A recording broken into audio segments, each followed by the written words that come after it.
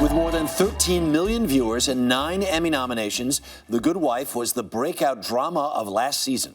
Tonight, Julianna Margulies returns as the title character, a lawyer balancing her complicated personal life with a high-pressure career. Are the you witness already pleading the answered. fifth because you were involved in Mr. Kimball's murder, or because Your of the Honor, leak it is of the... not your place to ask my witness. Yes, it is, Mrs. Florrick.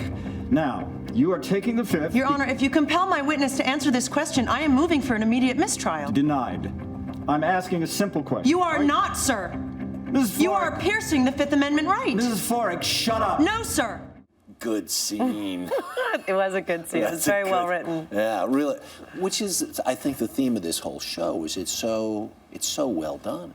The writing this year, I think the writing is even more sophisticated, complex. I think the network has given it to the writers, to Robert and Michelle King, and said, you know what? Go with it. Go with it. Yeah. And what you're doing is obviously working. So they've sort of stepped away from it just being a procedural and allowing it to be something that really network hasn't seen in a while. And there's a very big political backdrop this year, too, on top of the law, on top of the personal. So it's a fun mix. It's such a fun character to play. I want to go back to the Emmys, because everybody said you were a lock for the Emmys. I was sitting at home cheering for you at the Emmys. Kira Sedgwick wins the Emmy, and doesn't she already sort of have your Emmy from ER? Oh, the joke was, I was so glad that she won. Right. Because she'd been nominated 5 years. We're dear friends, and she used to rent my house in LA before I sold it. And I had my Emmy always sitting in the office there. And so for 4 years, she had been nominated and never won. And her husband, Kevin, said, you know, every year she'd walk in and there's your Emmy. And then finally this year, they're not in my house, and she got her own. So I was really thrilled for her. I want to go back to the storyline of the show, because what has developed over the last year, especially later in the season, is you started having this relationship with one of the guys in the office, right? Flirted with a relationship. Well, now you really feel like you're kind of torn between two lovers, as it were, right? So to speak, yes. Do people come up to you and talk to you about it on the street? They do. They're very invested in who this character should be with and what she should do in her romantic life. Right, and? You know, Is there a preponderance of, do they tend to go the younger groups, especially the women, all want me to go with Will Gardner, Josh Charles's character, and the older people and all the men say I should give Mr. Chris Big. Noth, the Peter Florrick character, another chance. And what's been interesting is how we're playing out the season, which is really right now we're sort of in a limbo state.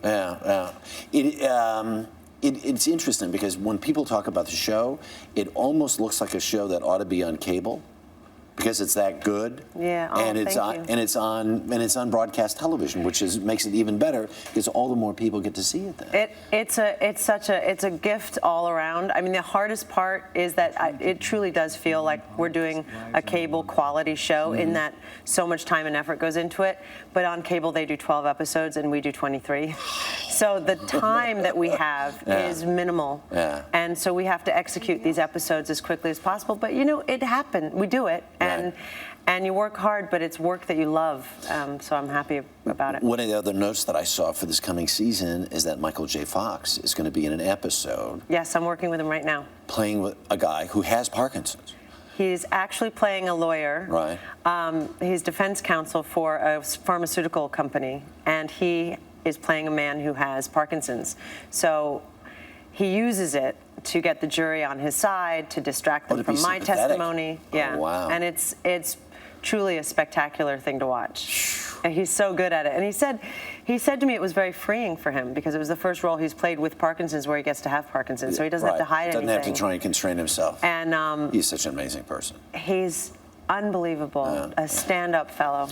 Last but not least, going back to the Emmys again, though you did not win, there was the moment at the end where you did the Humanitarian Award and cast it on to George Clooney. And is there any part, will you forever be connected to George Clooney?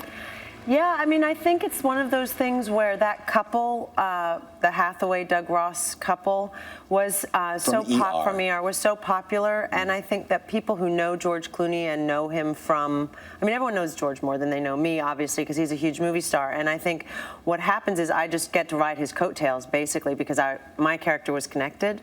There pretty much isn't a day in my life that goes by where someone doesn't ask me what it was like to kiss him, what's he like, is he really as great as he seems?